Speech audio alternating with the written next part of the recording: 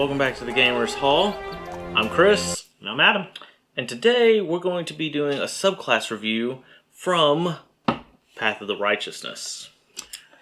This is a interesting module, and it's all about holy gods and their effects on the world and different subclasses and how to build a world around that. Campaign setting. It's all very much about the gods. The Path of the Harrier. Now, this one is interesting makeup where it is a range barbarian, or intended to be a range barbarian. Yep, first time we get a barbarian who can actually do some range combat and effectively use its rage while doing ranged attacks. Yeah, this one is definitely an interesting take, a different idea for a barbarian, because most barbarians want to get up front and just start smashing face. Yeah. This one, a little mixture. This one is one of those ones where our first read of it sounds good on paper. Once we started to break it down, we're like, oh, wow, there are a lot of flaws in this thing. Like, the good and the bad, there's a handful of things on this one. So let's get into the good. Yeah. The deadly focus at 3rd level is so good. You get target of your range attacks. You get to ignore everything but total cover when shooting at them. That's a huge bump. And it's range attack specifically. Also, your speed increases by 10 feet if you're not wearing heavy armor. So all this is while raging, by the way. So that's basically a 50-foot movement for most barbarians while raging. And then when you make a range attack, you get to add your rage damage to your range attacks. And this is throwing weapons or even bows. Yes. And it looks like it's meant to be bows. So you are one that's not going to be sitting up front. You're going to be shooting most of the time, and when you're ready to really take something down a peg, you rage and start firing as many shots as possible. And that's really good. As even a 3-level dip, almost any range class wouldn't mind that bump in abilities. I mean, for a 3-level dip, that's super nice. I mean, you get a partial feat, increased speed, extra damage. Yeah. For a 3-level dip, and then on top of that, while you're raging on this, if you mix this with another class, you're also getting the decrease in damage, the resistances. Mm-hmm. So yeah, 3-level dip in this, awesome, pretty good.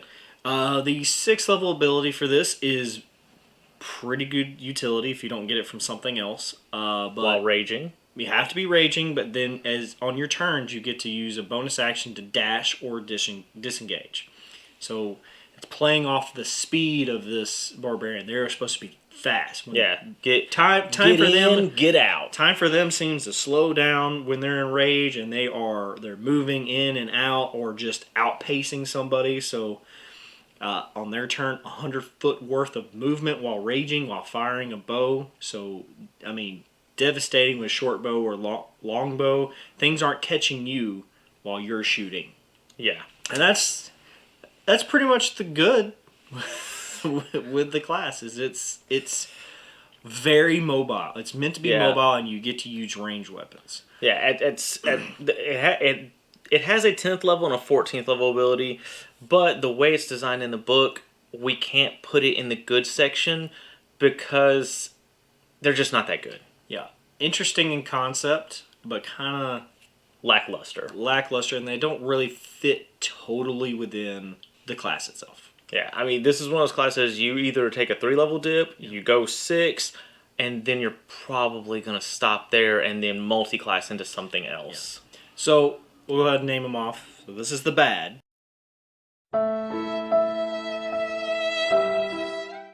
Inflict horrible wounds. Sounds great, but at 10th level, when you score a critical hit, which by the way, this doesn't have to be while you're raging, you score a critical hit, you get to take off one of your brutal critical hit dice. Instead of getting that extra damage, you have the ability to stun somebody. You have to make a dex modifier, or roll a dex save, and you get to add, or your DC is DC 8 proficiency plus your dex modifier for the DC. And then they are stunned for 1 minute, which sounds good, unless they take more damage and they get to throw roll that saving throw at the beginning of every one of their turns. So they still might get a turn. Yeah. Now I know what you're thinking. Hey, a barbarian that has the chance to stun, why is that not in the good? well, a couple of different things. One, DC's based off of your dex modifier. You're a barbarian, and honestly, most of your stats are usually strength and con. And yes, you're supposed to be more of a dex barbarian with this, but your dex DC, your dex modifier still probably might not be the thing you're aiming for most of the time. On top of that, it's when you score a critical hit. If this is a ranged barbarian, you can't go reckless. So the chances of you scoring a critical hit are lower. Yeah, so now you've shifted to wanting to be close combat, not range combat. And that takes away from what the class is supposed to be. It's supposed to be a skirmishing barbarian, something that is punishing, that can take a hit from far away, so it can even deal, like, it's messing with any range people. Now you're trying to do this most likely up close. Yeah. And then the stun goes away if they take damage. Why is it going away if they take damage? And that's any damage. It's not when someone attacks them. AOE, they're losing it. Although still not bad, because if they are stunned, you can then make a hit against again, and then if they're incapacitated, it's immediate crit. You can immediately make them take that save again. Your allies that come after you before this person, it's still stunned, so they can hit. So it's a nice little to give up one extra weapon die, which if you're doing this is probably a D6 or a D8 at most. Who cares about one extra D8 for the chance for this thing to be stunned? It's kind of good, but you got to go through a lot of hoops, a lot of jumps to make this really worthwhile. Yeah, but also the thing is, since it works off of dex, if you're close range, making melee attacks doing this, most of your melee attacks have to go off your strength. Yeah. You can't use dex attacks because your dex is probably going to be the higher stat in this build. So you can't use that in order for this to be able to really get any of it off. Yeah, it's fighting its own mechanic itself, like the core class mechanic. You're not getting your rage damage if you're using dex in melee combat. Yeah. So, sounds cool. Play wise, probability of this mattering most time, not great. Yeah, and then now the 14th level ability, it's when you read it, sounds awesome, but by the time you're 14th level, this is a total. This is terrible. I hate to say this, and I usually don't like saying that about most abilities. Total garbage ability. Like, there is zero reason you would want to go 14th levels of Barbarian for this ability. Yeah. Bloody Murder. When you hit 14th level, whenever you kill a creature within your reach while raging, you can use a bonus action to basically lop off their head or take off a leg, and you present it to everybody. They then have to make a wisdom saving throw against it, and DC being your 8 plus your proficiency plus your charisma modifier, or they're frightened for just 1 round. For every creature within 30 feet of you. So you might hit a few creatures. Let's say best case scenario is like 6. You kill something, 6 creatures all make a wisdom saving throw based off of basically your charisma modifier being high, and they're only frightened for 1 round. And as we know, the dump stat for almost all barbarians is generally charisma. Intelligence or charisma. Yeah. And most of the time, it's going to be charisma because they really don't need it. And you're already heavy in strength because you're still a barbarian. You're going to be real heavy in charisma. And con is the most important stat to all barbarians because that's how they boost their AC. That's how they get more hit points to be the tank that they need to be. Exactly. So this has... it completely goes away from what you would be doing from 3rd level.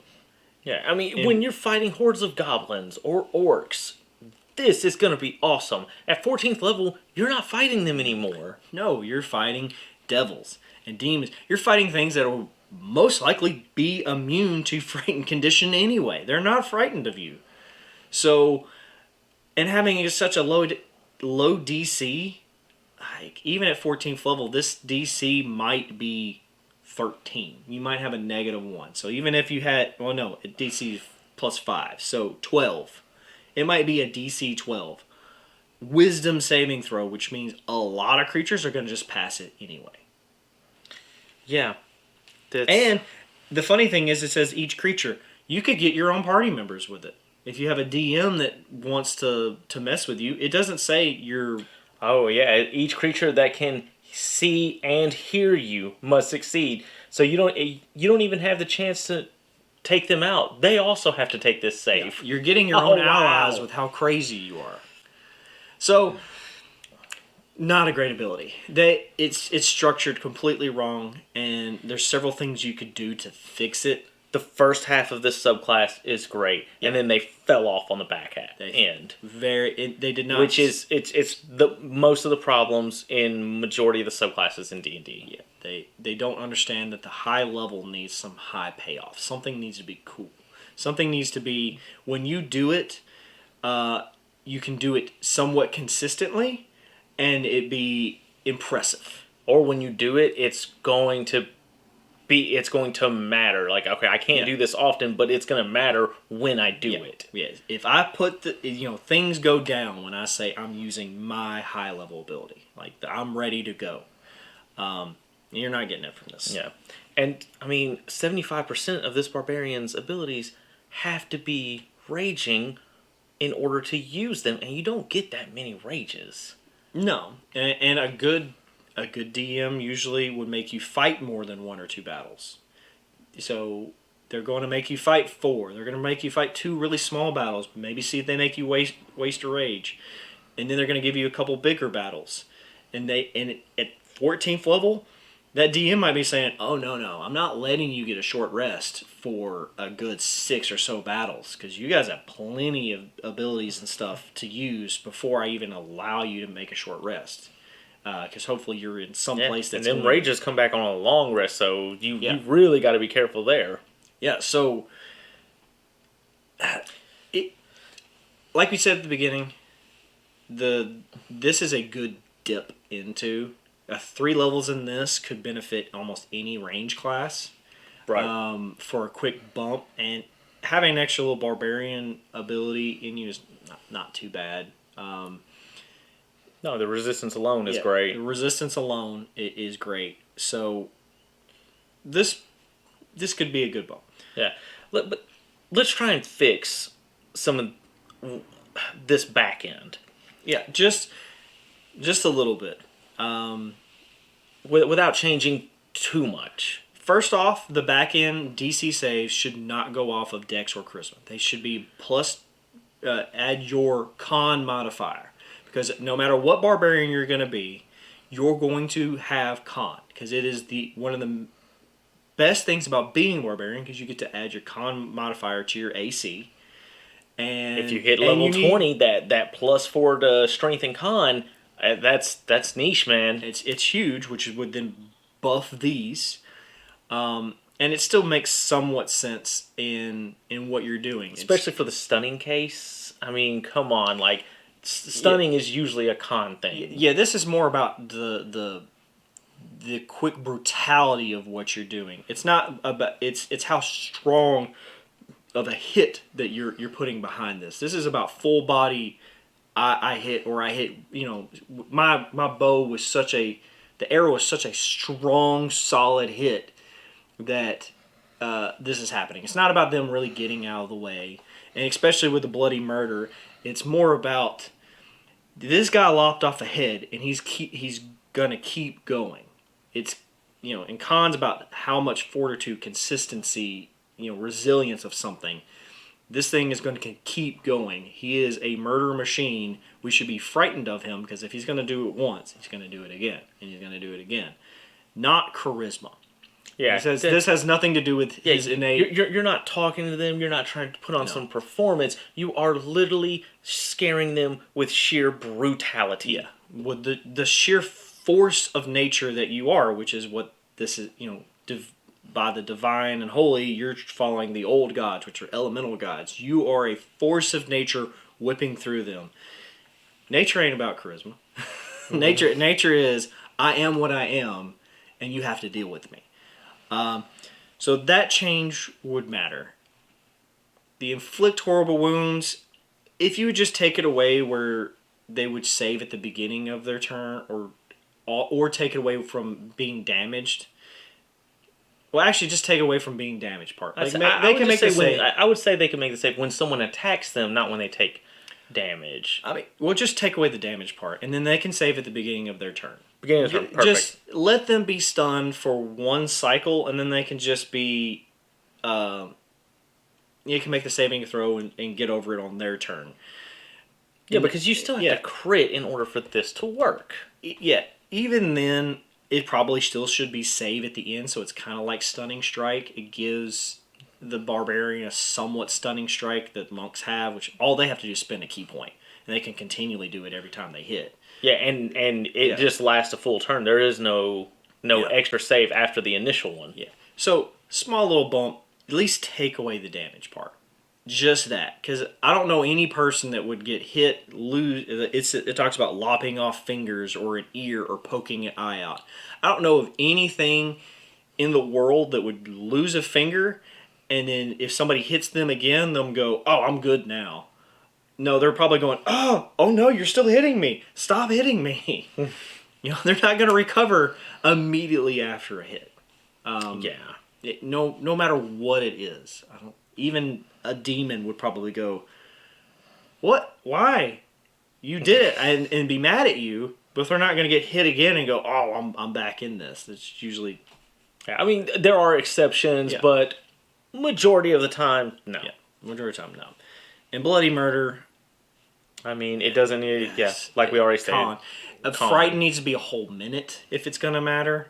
And it shouldn't work on your allies. It should just be your enemies. Yeah, your allies should know it's coming. It should be enemies within 30 feet of you. And the frighten is a whole... Because the main problem with this is you have to kill a creature.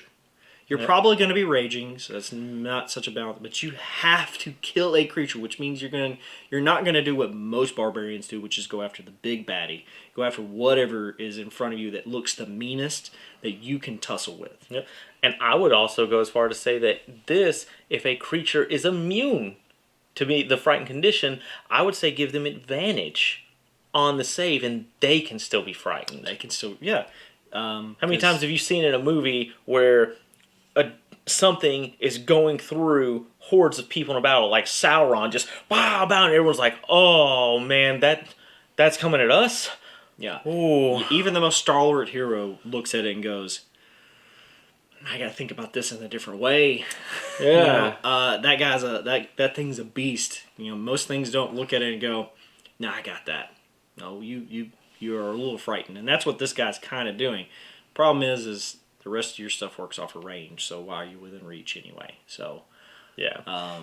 And that's also one of the weaknesses of this class is if it's based off of range. So up close, you're going to be a lot weaker than most other people because you're having to rely on that dex. Now you could make a strength-based barbarian that's throwing weapons, and I think hand axe barbarian it will fare a lot better. Yeah, like a hand axe barbarian would be probably like the sweet spot of this of bandolier of hand axes and some javelins for things that are real far away or flying. Yeah, getting in close, and then you bang away like you normally would, and then things are trying to run, you're catching them, or you're playing that gotcha game with something else. Probably the sweet spot of this class. Even though it's probably intended to use bows, most likely. It really feels like this should be a bow class, but throwing weapons is probably the sweet spot.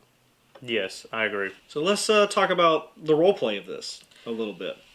And we struggled a little bit with the roleplay here, because there's not a whole lot of things that fit classically into this style of barbarian.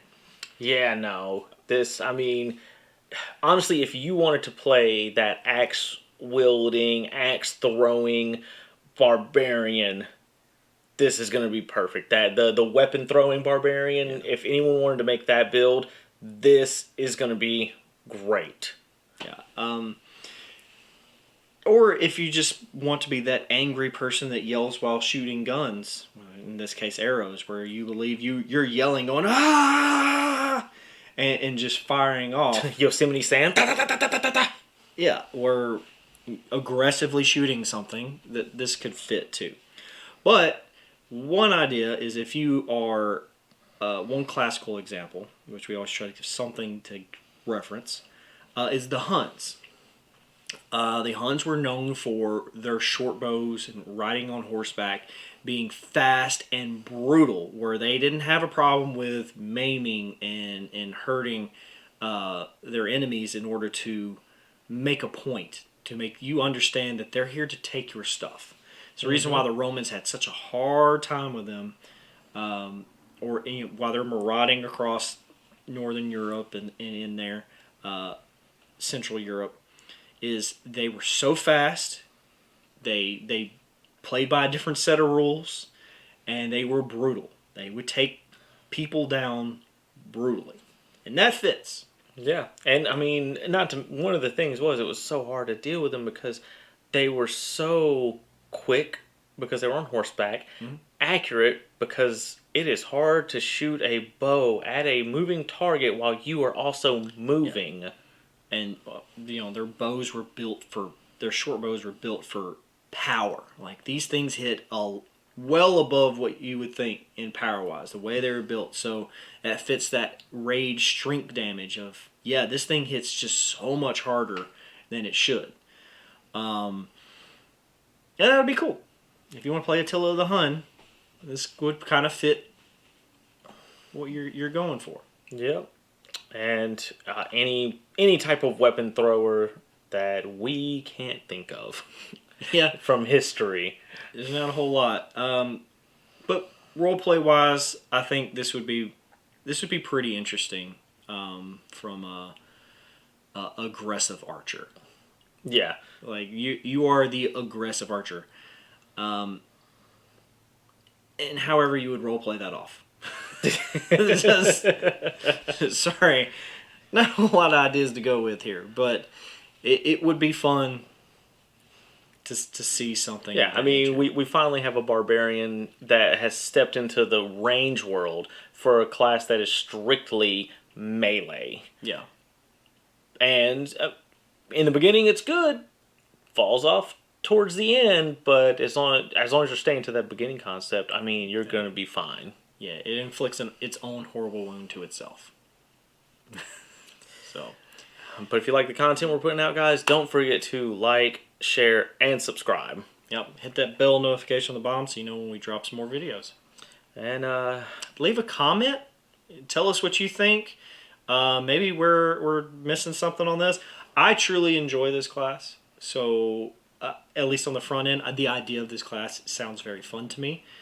But tell us what you think. Maybe you totally disagree with me and it's total garbage, and let us know. Okay. Definitely. Until then, guys, keep having fun with your friends. Yep.